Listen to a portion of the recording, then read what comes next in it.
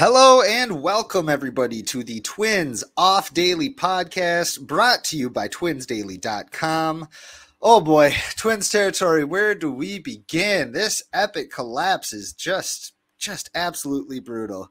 But here we are on this is the last technical off day of the regular season, and we are gathered here with you on the Twins Off Daily podcast to give you the goods on this off day to hopefully make you feel a little better after some non-off days made you probably considerably worse. I'm here with a couple of friends of mine. Mr. Gregory T. Masterson, how are you, my friend? Is this show like under the FCC? We'll find out. What do you got for us? Uh-oh. You just opened a can of Coke. It's fine. Is that Zima? Yeah, definitely. Yeah. Back in my day, I tell you what they had in that Coke. Well, maybe not. I just wanted to say shout out Manuel Margot for making history since our last episode. Didn't know if he was going to come back to put the team on his back and take them to the promised land, but he sure did. This season is going down in the history books. So excited to get started. It absolutely is. And it's the season of Manny Magoo. It's that's what this one season will be known as, hopefully. We're also gathered here with Theo Tollefson, beat writer of the St. Paul Saints, the scribe extraordinaire. What's up, Theo? How are you? Well, not just doing well. Saints season ended here today as we're recording on Sunday night. So, a lot of good storylines to still write about, even though the season's officially over. So I'll still have some stuff coming out on zone coverage in the next couple of weeks. But yeah, they did not end the season well, just like the Twins. But I think what made it easier to digest, as I was saying before we hit record, is the fact that they weren't playing for AAA postseason chances. And it was mainly just seeing how some of these new call-ups were developing. So, yeah, I mean, I'd say about the same caliber of baseball, just less heartbreaking that I've seen this week. Okay, all right. Well, love to hear it. It's kind of weird that the Saints aren't playing for that AAA glory, the down in the history books, the AAA Hall of Fame. But glad that you wrapped up the season with them, and you did some incredible work. But we're happy to have you here with us, and I'm sure we'll get into some Saints stuff as well as some other minor league things. But we have some what do we call it? Juicy? I don't know. Bloody, battered content here following the Minnesota Twins after a couple back-breaking losses here. But let's get into some fun too. So let's introduce our walk-off question that we will try to answer for the end of today's episode. And this one's hard to imagine just based off of the heartbreaking losses that we've been experiencing. But I want to know, for our panel here, what will you do to appease the heavens if the Twins are able to make it into the postseason? So I want to know what are you going to do if this happens and they can pull off what seems to be like the miraculous after the uninspired baseball that we've seen over the past few weeks. With their losses today, they are officially out of the playoff picture for the time being, and they are trailing Kansas City and Detroit, and they are just a game up ahead on the Seattle Mariners as well, who many thought were dead in the water a few weeks ago, and yet here they are, still a fighting chance. So we will try to answer that walk-off question by the end of today's episode. But as much as I hate to have to go here, let's go into our rapid recap of what happened since our last show.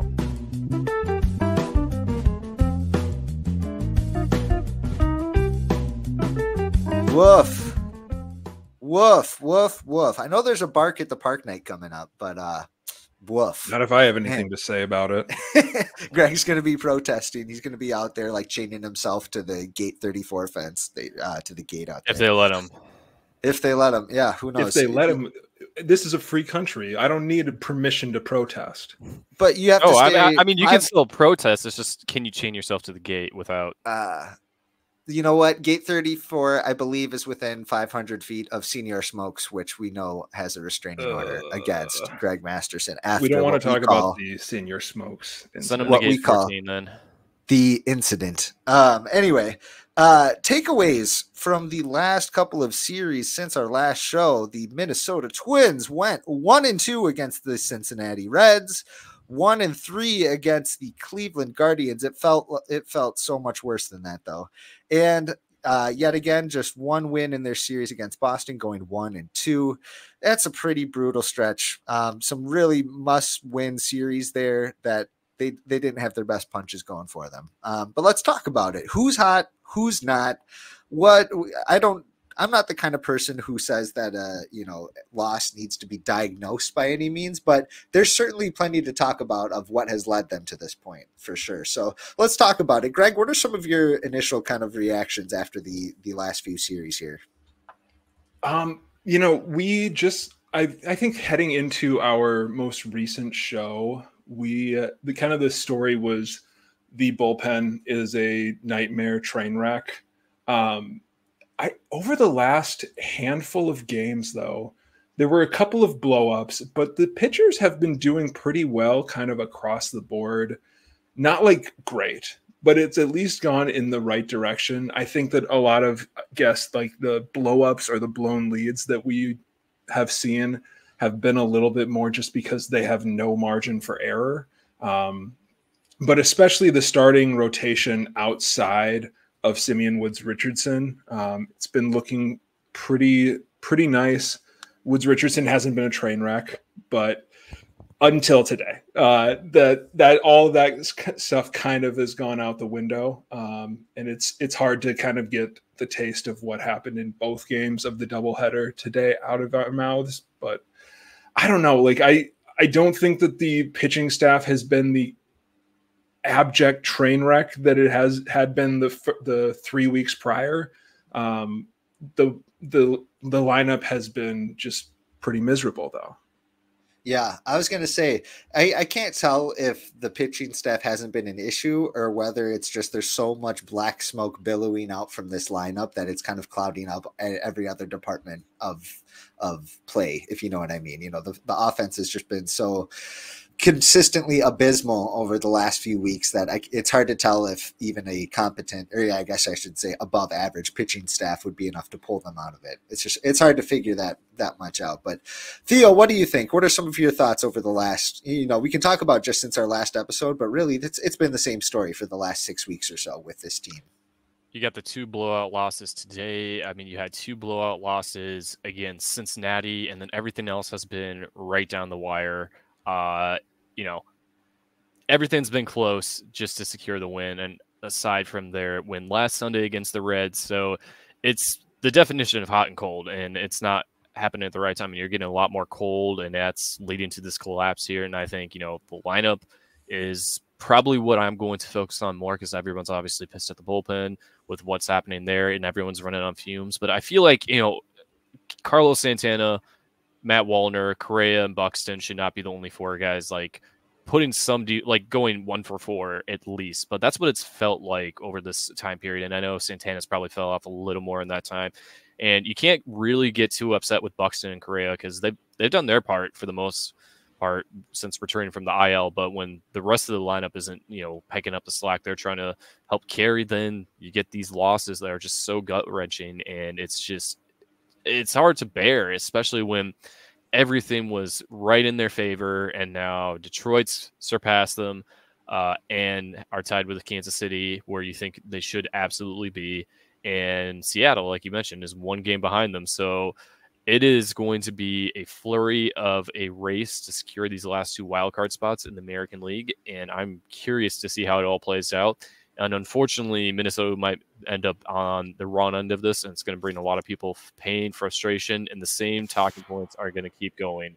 And that's what we're tired of. And I know we know a few people who are taking Twitter breaks because they can't stand the noise there right now. Understandable. It's very noisy right now, and justifiably so. I think my biggest takeaways over the last few weeks, the last few series, is that earlier in the year when the team was having a ton of success, especially in terms of the lineup, we saw Buxton and Correa, even if it was just one of those guys, having some success, and then also a few other secondary players really stepping up. Jose Miranda, when he went through that crazy stretch where he had 12 straight hits, and not just that, but a couple really good months from Jose Miranda. Trevor Larnach had a few, standout months as well. But beyond that, it's what we're seeing right now is nobody stepping up to kind of meet Buxton and Correa where they're at. And it's not like they've been, fantastic since their return, but they've, like you said, they've done everything they could, and they've been, certainly more than passable since returning. But it's just there's nobody that's picking up the slack here. Do you guys think I've got a stat right here. Oh boy. Okay, so there have been I'm just gonna use August 18th, the Jorge Alcala Texas blow up as the cutoff for the last 35 days. The Twins have been playing like this for 35 days. That's 5 full weeks. Okay, so 11 players have had at least 50 plate appearances for the Twins in that time span. That doesn't include Byron Buxton. That doesn't include Carlos Correa. Doesn't include like Kiersey and Hellman. But 11 players have had at least 50 plate appearances since then. How many of those 11 players are above average hitters in that time span? How many? You said there's 11? There's 11 hitters who have qualified. Yep. Not counting the guys with super small samples and not counting Buxton and Correa. I'll say 3. It is 3. Hey! It's Trevor Larnach, Matt Wallner, and Austin Martin. Austin Martin has exactly 50 plate appearances, and he hit 300 during that span. Carlos Santana just dropped below league average for that today, but Willie Castro, Ryan Jeffers have been not very good. Right. Edward Julian has been bad. Royce Lewis, Jose Miranda, Christian Vazquez, and Brooks Lee have been unplayably bad in that span. You only got essentially 2 hitters who have been above average during that time. Carlos Correa has been above average. But he's only had like 30 plate appearances. Technically, Michael Hellman, Kyle Farmer has been tearing the cover off the ball. Strangely, actually, I think he did just cross over the 50 plate appearance level today. So I guess you can throw in Kyle Farmer. So we're back up to 3. Okay, it's not so bad. But other than that, everybody else on this roster has been below average to unplayable. Kepler's was unplayable during his time. Margot has been bad. I think he's just under that 50, but he's been bad. Like, it's unbelievable how you can have a full lineup of bona fide major leaguers. Like, we're not talking about like the 2022 Twins where it was just like whoever is available is just going to go out there. Like, these are people who either have prospect stock or have had success in the past or are major league veterans, and it's just miserable all the way across. 3 hitters that have been above average during this stretch. Yeah, so I'm I'm a pretty big optimist for the most part, so I'm not going to count them out for anything in this last week. But if before this season you had come up to me and said Buxton and Correa are both going to miss significant time, Matt Wallner and Ed Julian will both be demoted at some point in the season and be in the minor leagues for at least a month or 2, and Royce Lewis will be deserving probably of a demotion, but he's not getting demoted obviously at this point in the season. But I mean, over his last 5-6 weeks, what can you say? You know what I mean? Like, he's a young player too, and sure, he has the big spotlight, the big star, but if they sent down Wallner and Julian for similar play, if this had happened earlier in the year, I don't know, maybe Royce Lewis does get a reset in the minor leagues. But anyway, if you had told me that before the season, that those 3, key rookies of last year's success, plus the 2 stars of the team were going to struggle, and plus Joe Ryan out for the second half of the season, I'd be like, yeah, of course they're not making the postseason. Like, that's not a recipe for success right there. So it's going to be tricky, but you know what?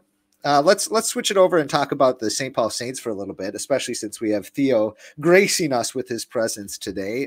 Theo's at just so many of the Saints home games. And Theo, what have been some of your, maybe reflections of the Saints squad over the last few weeks? Is there anything that can bring us a little bit of hope, or is it more of the same with them?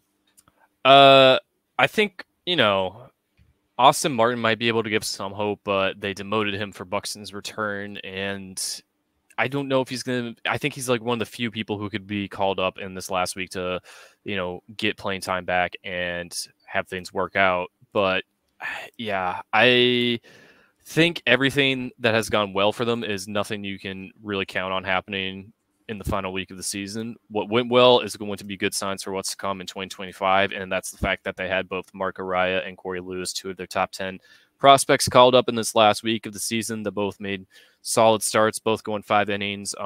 Lewis was on Thursday, Araya was on Friday, and Araya was the best I think he's ever been. I mean, he was sharp and throwing his curveball very well. I know going into that game, their game plan was just to throw it against lefties, but he was throwing it so well, they were like, why not throw against righties? So he dominated. He looked nothing like how he's looked on paper this last 2 seasons where, you know, he was having his starts only go 3 to 4 innings. And now since July, he's been pretty consistent and going 5 innings. He even got his first career 6-inning start in there. So I was very impressed with what I saw from both those guys. And, you know, I saw 85-mile-per-hour knuckleball from Corey Lewis, which it's insane how fast that thing moves. I mean, that's a pitch you're not expecting to even come at you at 75 miles per hour. So the fact that he's got heat on it, you got that in the system, very much good to look forward to. And of course, Peyton Neal, someone else I've written about, who they got out of indie ball at the beginning of this season, but he was first scouted a year ago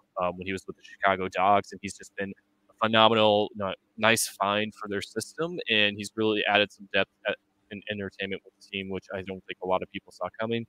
And it's been great to have someone like that. But yeah, I mean, like I've been saying, you know, they weren't playing for postseason chances. They finished the season 70 and 79.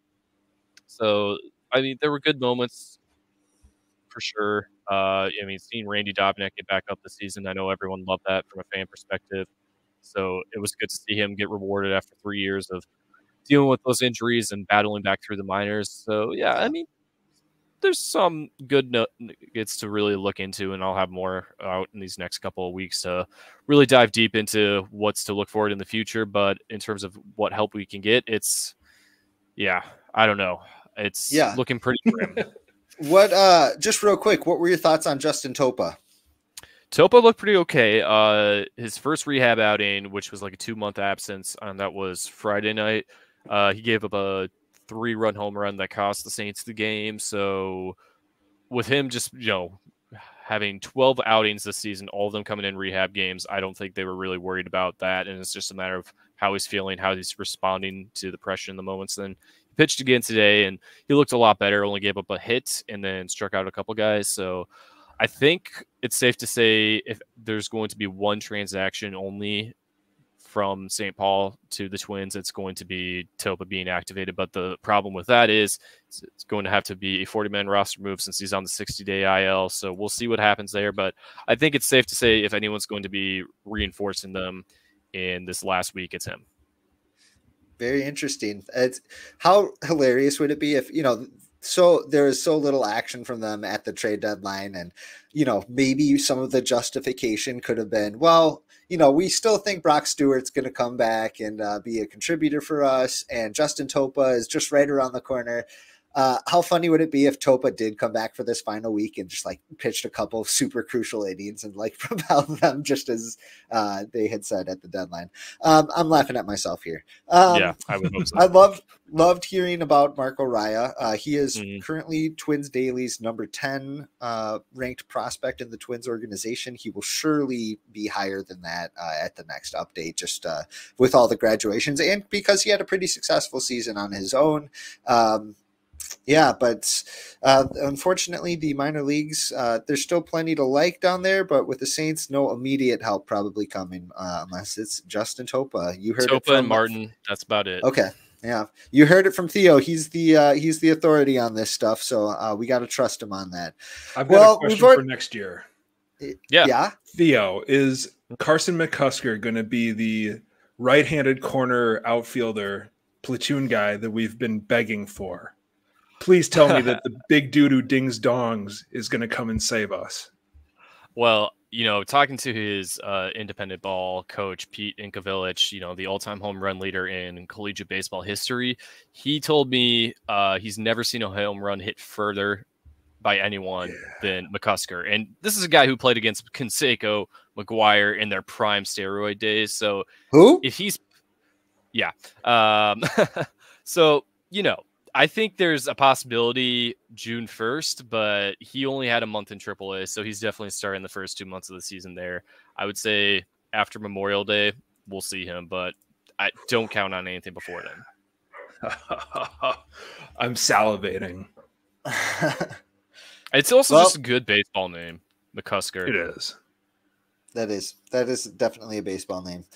Okay, well, let's jump into our big inning topic of the week here. We've already kind of jumped into it, and that's just kind of the last chance to keep the dream alive. The Twins are down to 6 games to try to turn the tide and put that last final push in before the postseason. I just want to know what do you guys think needs to happen in these last 6 games? You know, how many guys need to break out of the funk in the lineup? How many pitchers need to have a standout outing? Or do you think it's too late already? Do you think that this team is cooked and it's time to put a fork in them? Let's start with you real quick, Theo. I'd say you're going to need 3 hitters that aren't named Buxton, Wallner, and Correa to come through. Yep. 3 is going to be the magic number there, and they're going to have to come through in runners and scoring position spots specifically for the obvious reasons, for the not the obvious reasons. And pitching-wise, I think we can count on Festa maybe having a good start here. Ober, I mean, I honestly think all the guys pitching against Miami, things are in their favor on paper, but, I mean, so was Cincinnati, so were the Angels. The Angels should have been a sweep, right? But they weren't. So I'm not going to get ahead of myself there. And, you know, if they can actually sweep against the Marlins, I think there's a good chance they will get in this thing. But anything less than that, I'm kind of checked out. Yeah, it's hard. It's really hard to see the path forward. You got to think, especially the fact that Detroit is playing the what does Randball Stu call them? The godless Chicago White Sox in their last series, and the Twins are facing Baltimore. So that's going to be pretty different odds there, you know. Yeah, pretty different. So, Greg, what do you think? What needs to happen, or is there anything that can happen to turn the tide here? Oh no. One of the things, and I've been beating this drum for now 5 weeks. The fact that the Twins have been playing this bad and they aren't completely out of contention is a miracle. They are the luckiest team on the face of the earth somehow. This is, you know, like the old joke, like if you and your buddy are being chased by a lion, you don't have to outrun the lion, you just have to outrun your buddy. Yep. They're 1 game behind both Kansas City and Detroit. They have 6 games to play. All they need to do is outplay one of those clowns, and by 1 game, that's it. Like, go 5-1 while they go 4-2. Go 4-2 while they go 3-3. And it's not just one of them; it's 2 of them. Either one, whichever one's slower, as long as you can outrun them, you have a chance. But we've seen the way that the Twins have been playing, and I don't know. It's flabbergasting that this is still. I mean, I would feel a lot better if they would have won one of these games, and they are technically, you know, still in a playoff spot. They only need to keep pace. I almost want to say, and this is a little bit too meatball-y, but I almost want to say they need to sweep this next series before they get to Baltimore if they have any chance. Granted, Baltimore might be pulling guys toward the end. I think that they're almost at the point now where it doesn't matter what they do for the last few games. Right. I think they might be like 1 game in either direction away from it not mattering. So, you know, if you're able to catch Baltimore where they aren't playing everybody toward the end of the season, that can absolutely be a benefit to you.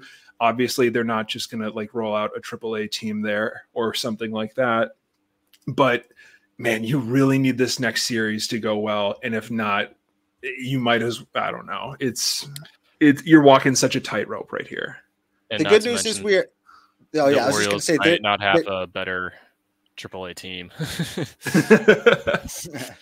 I was going to say too, just kind of going off that, Greg, they are not going to face Corbin Burns. I think Corbin Burns is going to be saved for their wild card series regardless. So. He pitched Friday, and then I think he would line up to pitch Wednesday or Thursday again. So that's the good thing. Mm-hmm.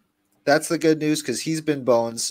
They've got some other nasty guys too, but nothing near as good as Corbin Burns is. That's really tricky. Like I said, I'm a pretty big optimist, and I don't. it's weird that the Kansas City Royals are still just free falling just like the Twins are, and I feel like you don't hear a ton of noise about that. The Twins, there's a realistic shot that they continue collapsing and wind up with the second wild card still. You know what I mean? Yeah. It's not impossible that both Kansas City and Detroit has a terrible week too, and having the tiebreaker over both of them, anything can happen. Right, because if they won one game today, they wouldn't be just out. They wouldn't just be back in. They would be the second wild card. Right. That's how big that. Yeah. And I would love it because that would piss so many people off. That would just be so fun to see the reaction of this team's been terrible, and we're the second wild card. You know what I mean? There'd be so much interference there. A wild card game that you can say that the third wild card didn't exist and it's a hoax. And I guess you can also say that about the second wild card spot, that it's a hoax because it's this is the 13th year of it now, 12th, 13th year. Yeah. But still, it's not it's not the spot that just got made up last year. This is a spot that's existed for, over a decade, but still. Yeah. And the Royals got to the World Series in 2014 in that spot. Right. Yeah. Yeah, it's pretty crazy. Mm-hmm. It's pretty useless for us three jabronis to speculate on anything, but what do you guys think happens if they don't pull through? They don't make it to the postseason and the collapse is complete. And do you think there will be consequences in the offseason? Do you think that they'll roll with whatever they have here? What do you think should and what do you think will happen? Let's go with you first, Greg. Jeez. I don't know. I don't think that I can... My thing right now, I don't think that the front office is in trouble just because, even if, I don't know, I think they could have a worse season and maybe even a worse collapse. And because they're the Minnesota Twins and they don't fire people at the front office level very often, I don't think that their jobs are in jeopardy, really. But I will say that, at the level below that, they're also probably a little bit slow to pull the trigger on people who need to go. So I feel like if somebody does get the boot this offseason at the coaching level, at the manager level, it probably is justified. But there's a lot of things that we don't know sitting on the outside that, we can't really. And, there is kind of the catharsis of, well, you just fire his ass and, things will happen. But I don't know. I don't think that that's the best way to run an organization. But I will say that if they do end up firing somebody, it's probably because it was justified and something did happen. People throw around Rocco lost the clubhouse, and it's okay, we don't know that. But if somebody were to say, hey, things went bad behind closed doors, okay, then maybe, go for it. But we don't have enough information. We don't have enough knowledge of how things are going to really speculate too deeply, in my opinion, at least. Sure. I'm open to people disagreeing or having different viewpoints on that. But if something were to happen, I think it would be justified just from the outside, combining how prudent they are with those moves and just how bad this collapse has been. Right. Theo, what do you think? Yeah, I think what we would like is for the Polats to see the errors of their ways and kick in extra money. Will that absolutely happen? No, absolutely not. I think there will possibly be some consequences. I think coaching change-up. I don't think Rocco's out of the job. I think there might be some other people on this coaching staff who might be out of a job. I know we saw that under the Gardenhire regime a few times.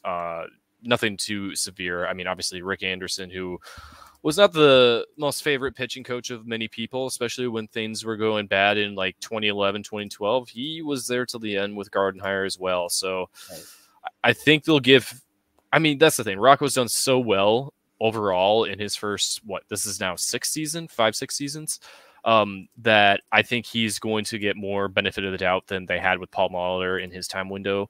So this could be, maybe strike 2 for Baldelli, and he has a couple seasons to get this S together. And if they don't, then he might be out of there. So, but then again, you look at the money they have to work with, who they put down, and their hands are tied all around. So the accountability is not going to be where it needs to be, but someone's going to be held accountable for these losses, and it may be beneficial or it may be hurting them more in the long term. We'll find out here soon enough. Right. If the collapse is complete, I mean, Twins Twitter's going to turn into Lord of the Flies and just, people calling for heads left and right here. So that's why I think we should take a break after the first week of the postseason. That might be good. That might be good. I'm prepared to dive right into that. Dude, you have created your own beast. You're going to do what you do best. I trust you. But I call him Beelzebub. Yeah, for me, I'm not the kind of person who ever thinks, firing somebody is the way to go to, like you said, create a good organization with a good foundation. However, I would love to see their game preparation maybe change a little bit. We saw both at the beginning of the season and right now over the last 5 or 6 weeks. Just their offensive approach seems to be pretty wonky. We've started to see so many more called strike threes, middle, which to me, that shows a lack of preparation in the ability to kind of make an adjustment as the league makes an adjustment to you. So whether that means a coaching change or just the way that they process this information and transcribe it to a younger generation, I'm not sure what it means, but I would like to see that kind of be shaken up a little bit. If there is a coaching change, who would you guys see it being? I would lean, probably the hitting side, not just David Popkins, but Rudy Hernandez has been in the room, and I know he's super well respected, but, maybe his guidance is starting to get stale. Maybe it's not working. Maybe, maybe it is Popkins. And like I said, his people were calling for him to be fired early in the year. And then the team, what do you know? They made adjustments, and we just haven't seen that over the last 5-6 weeks. So I would probably lean hitting side. Yeah, I agree. Yeah. I mean, you guys are avoiding the elephant in the room. It's about time that we chase that wave 'em home Watkins out of town. Well, I actually wouldn't be surprised if Watkins. I feel like this. I can never judge this because you only remember the things that your third base coach messes up. But it's been so bad over the last month. I could see a world where they just reassign him because he keeps his other duties and they just move him somewhere else. Because I think that from all reports, people love Tommy Watkins as a person. Yes. He is a good coach. Yes. If you have doubts about his ability, actually, hold on one second. Well, while you do that, really quick, Greg's gripes. Third base coaches are not paid to wave people in or put up the stop sign. They have real jobs. That is not their full-time job. Stop acting like Tommy Watkins' entire existence is just to throw up the windmill 3 times a game. Right. Gosh. It's AAA, the manager is the third base coach typically. So Toby Gardenhire is also a third base coach. Right. It's so funny. People think that third base coaches have 2 buttons they need to press, either wave them home or throw up the stop sign. You only have 2 moves here. We're playing Atari. We're playing with an Atari controller here. But that's not the case. Tommy Watkins does a ton of instruction with the players here. And like you said, super well respected. Not saying that he's a lock to come back by any means, but I'm just saying, like you said, Greg, they do so much more than just stop and go. He's an outfield coach for them as well, I want to say, because obviously Jace Tingler is the primary guy as the bench coach to do whatever he needs to. But I think there's a lot of organizational value. I consider him one of those coaches that the Twins have in the system right now that is an organizational soldier who came up through the system, got his cup of coffee, and has just stuck around. And, Brian Dinkelman, high A Cedar Rapids, is another one of those guys. And obviously Toby, who didn't make the majors out of those 3, but it's the only organization they've known and they want to have their place in it. All right, fair enough. Well, I think that's been enough doom and gloom for right now. I'm sure we'll have more later on in the episode, but why don't we move on to the next segment real quick, which is Picks to Click.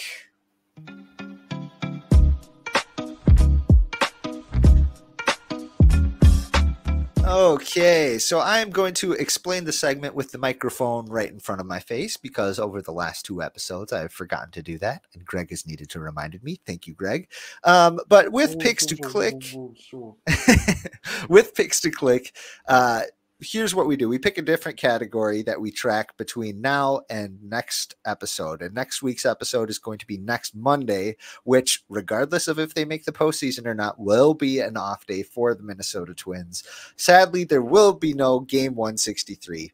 So, the category that we wanted to track last time was how many games will Buxton play between last episode and this episode. So that was 10 games, and Greg guessed that he would play just 2. Greg, the eternal optimist. Cody Schoenman thought that Buxton would play 7 games, and I didn't want to thread the needle, so I said Buxton would play 8, and he indeed did play 8. I didn't think that he was going to play both games of the doubleheader today, and he did. So that locks me in to 8 points on the all-time leaderboard. Greg has 6, and the field also has 6, but Cody Schoenman, unfortunately, no points for the entire regular season. Sad. What? How many does Theo have himself? Theo has 1. Theo has 1. He is part of the field. Yep. I forget what the category was, but I didn't even know if I had 1. I thought it was 0, so I'll take it. You did, man. Without even trying. I think it was the draft show where everybody knew that they were going to get a college bat. And the question was, what are they going to draft? And then you had the first pick and you said a college bat. Yes. Mm-hmm. So well done. Well done. Way to go, Theo. Yep. All right. So this is the last one of the regular season. We are going to guess how many wins will the Twins wind up with on the season? Their total win record. What do we think, boys? Let's start with you, Theo. How many wins will the Twins have at the end of the season here? Well, at the beginning of the season, I thought they'd have 91 wins. Ooh. Right now, I think they'll have 84. 84. Okay, it's a pretty good guess. You think they'll win 3 of their last 6 games? I think that's pretty fair. Greg, what do you think? Gosh, 4 was going to be, 84 was going to be my guess as well. Do I think they're going to have a winning record or a losing record is essentially the question now. Yeah, they're going to be 500 no matter what overall. I'm going to go with they're going to have a losing record, guys. It's over. It's Jover? It's Jover. I'm going to put them at 82 wins. Okay. One solitary win over their last 6 games. The Eternal Optimist. I'm going to say, and I thought that this was going to be their win total at early on in the year too. I'm going to go with 85 wins. We build this dream together.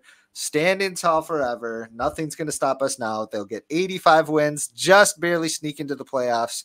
And then that's the stuff that dreams are made of, people. We'll see what happens. We'll see what happens. Sorry, Lou, what did you think they were going to have coming into the year? 85 wins. That was your original guess? I believe so. I was right around there because they won 87 last year. I thought they'd be kind of same ballpark, maybe down a game or 2.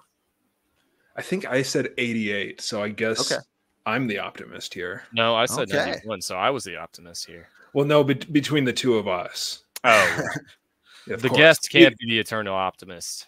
Guys, please, we can all be optimists. Please, the Twins Twitter loves all the optimism. Okay, well, fantastic. Well, our last segment of the day that we're going to do quick is the closer.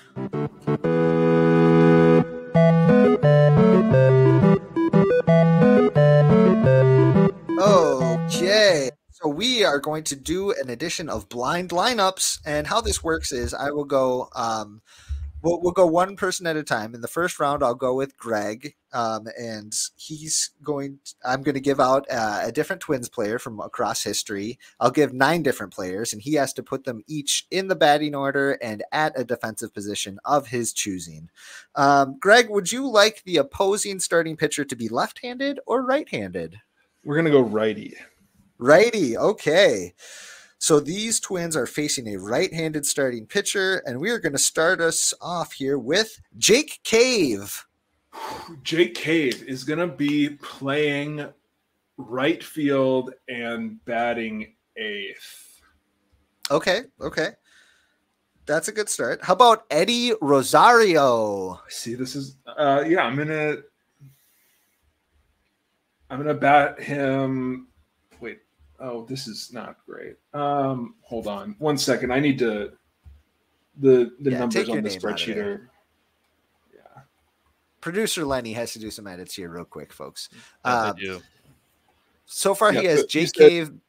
Jake Cave played right field, batting 8th. Eddie Rosario playing left field and batting at 5th. Okay. Your next hitter against a righty is Royce Lewis. Royce Lewis, like right now, Royce Lewis or Royce Lewis career? You know what? I think it has to be career. Career. Okay. For those at home, I just moved him out of the 9 hole. Royce Lewis, for his career, I think I'm gonna put him batting 3rd and place him at second base where he belongs. Okay. All right. Wow. Second base where he belongs. Unbelievable. All right. What about, that might have saved you actually, because your next player is Corey Koski. Ooh, Corey Koski, the king of batting 6th. Yeah. I don't know how many times in the year, like I think it was like 2004, it would be like Lou Ford hits a double in the 5 hole and then Corey Koski hits a home run in the 6 hole. It was almost like clockwork. It was a beautiful year. All right. So things are about to get hairy here. Your next player is Tsuyoshi Nishioka. So if I put him at shortstop, he's going to break his leg, right? You gotta think so. Yes. All right. Well, he's playing shortstop and batting 9th. Nishioka. That's not how it is. That how it's spelled? Yes, that's good. Let me check. Oh, perfect. Okay, your next player. Should the Twins sign Miguel Sano? Oh, good. Shoot. I can't believe that right field is taken. I'm gonna stick him at first base and bat him cleanup. Okay. Your next player is his dear friend Max Kepler. Oh dear. Well, we can't put him in center field. Everybody knows that he refuses to play center field.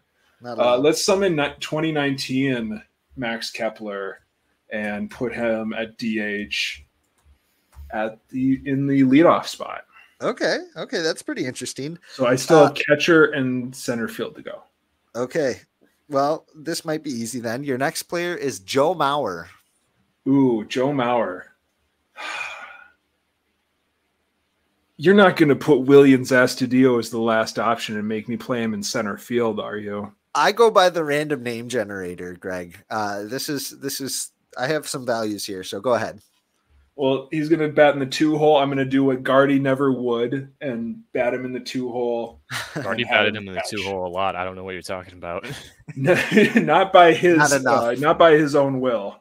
Not enough. All right, and your last player, Greg, you're not going to believe this. You guessed it. It's Williams Astudillo. And he's batting center field, baby. We're back at Wrigley Field in the 106-degree heat. 2018 Williams Astudillo. Actually, you know what? I would take Williams Astudillo's 2018 bat if, put him in center field, have Cave and Rosario flanking him. I'm okay. That bat plays. What did he hit that year? 380? Gotta be. And you know what? Say what you will about Williams. He went out there and he played wherever Skipper wanted him to play, baby. So he's going to go out there to center field. All right, Theo. So you get the lineup against left-handed pitching, and I'm going to start you off with Justin Morneau against a lefty. We'll put him at first, bat him 5th. Okay, fair enough. Your next player is his friend Torrey Hunter. Ooh, center field, bat in 3rd. Okay. 3rd. Speaking of center fielders, how about Carlos Gomez? Go, baby. Left field, bat him 7th. Okay. Next up, we have Jose Miranda. Against a lefty, you say? Okay. Yep. Put him at 3rd and put him 8th. 8th, okay. Because if you get Gomez on base, you need someone to drive him in. Is that Miranda? Is he a guy who can? Okay, well, all right. Well, if he's getting 12 hits in a row, then yes. we'll finish the lineup. Which Jose Miranda do we have? Yes, exactly. All right, your next player is Marwin Gonzalez. Ooh. He can play a lot. Why does he have places. to be now? Why can't he be last? Man, this gets things interesting. You know, I'm gonna save myself the trouble, and then I'm gonna put him at DH and bat him 9th. This is gonna get interesting. Okay, how about Kurt Suzuki? Catcher in the second hole. Okay. All-star Kurt Suzuki. Your next player gives you some versatility. Jorge Polanco. Second base, 6th. Second base and 6th. Okay. So this is where it gets hairy. How about let's see, what positions do you need here? You need a shortstop. I need shortstop in right field. Yep. Okay. Where would you like Jim Thome to play? Right field, batting 4th. Wow, this is going to be a pretty ridiculous outfield there. And your last player, random name generated, Willians Astudillo. Is it really? It is. Nah. This is the what, 4th time you've done one of these, and Astudillo is always the last player. How about how about I pull another name who can actually play shortstop and bat leadoff, but it's not going to be great. It's not going to be pretty. Pat Mears. No, you get Theo, why would not Pat Theo. Mears? There's no bench play. What are you talking about? I want Pat Mears. Give me someone other than Astudillo. No, you're going to have Astudillo and you're going to like it. That's what Falvey and Levine said to Rocco every year for 4 years. You know what? I don't make the rules, Theo. I do, but yeah, these are the rules, is what I'm saying. Okay, well, honestly, this is pretty good.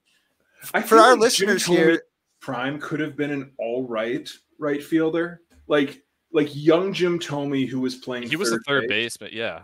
I feel like at age, I don't know when he came up, maybe 23, he could move a little bit, enough to play right field, and he had an arm for third base, so he probably had an arm for right field. I don't know. I would take young Jim Sure. Thome in right field over Manny Ramirez in left field from like 2005 to the end of his career.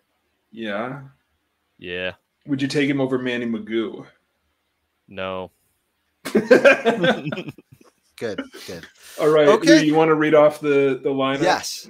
So Greg's lineup, he has Max Kepler DHing, batting 1st, Joe Mauer catching, batting 2nd, Royce Lewis playing 2nd base, batting 3rd, Miguel Sano playing 1st base and batting cleanup, Eddie Rosario batting 5th in left field, Corey Koski playing 3rd base, batting 6th, Willians Astudillo in center field, baby, Jake Cave in right field, and in the 9-hole is Tsuyoshi Nishioka at shortstop. And for Theo, he has Willians Astudillo playing shortstop and leading off. Interesting. Kurt Suzuki catching and batting 2nd, followed by Torrey Hunter in center field, Jim Thome in right field, Justin Morneau at 1st, Jorge Polanco at 2nd base, Carlos Gomez in left, Jose Miranda at 3rd, and Marwin Gonzalez DHing and batting 9th. So let us know, folks, which lineup do you like better? I think they both look pretty appalling, but they'd be pretty entertaining, especially if they faced head-to-head. But let's move on over to our post-game high fives. Let's talk about our walk-off question that we brought up earlier. What will you do to appease the heavens if the Twins make it into the postseason this year? I will start. If the Twins make it into the postseason, especially if they find a way to bring it back home in maybe the second round, Lou Hennessy, sweet Lou Hennessy, hand to the heavens.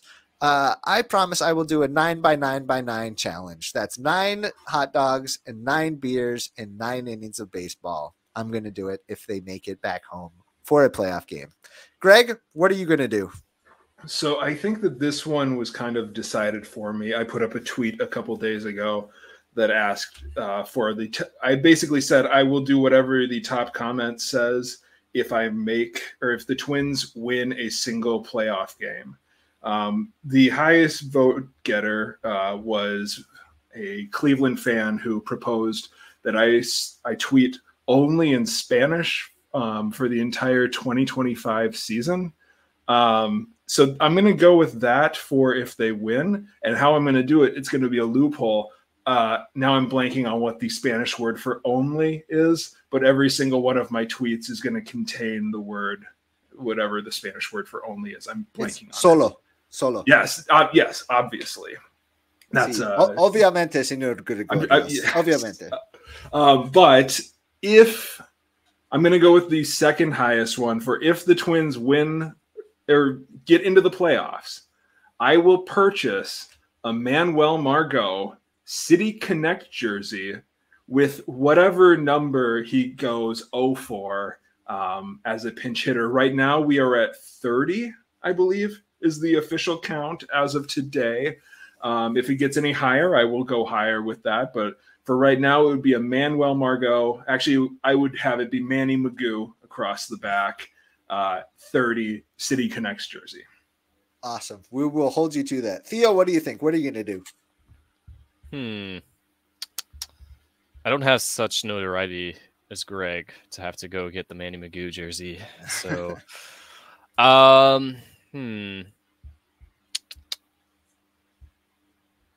You just can't fathom the world where this team makes the postseason, huh? Yeah. So how about you can say anything? It's not going to happen. I will only tweet positive things about the relievers if they are in the postseason, no matter what they do. I will say Louis Varland Hairs looks great. Yes. Okay. Even if he is imploding like he has recently, I'm going to find a way to compliment all these relievers. And if people are like, why is this dude trying to do this? Well, I'm holding myself to a promise. That's why. Wait, sorry, Theo, are you part of the media? Yeah, I technically. Well, then I don't think that that's anything different because the daggum media in this town just will never hold anybody accountable. Everybody's so buddy, don't want to ever upset Rocco, never want to ask the hard questions. So, of course, they're all saying that, oh, the bullpen is fine. Nothing would change, Theo. That's just how the media in this town functions. Bring me Mike Francesa. Okay, Boomer.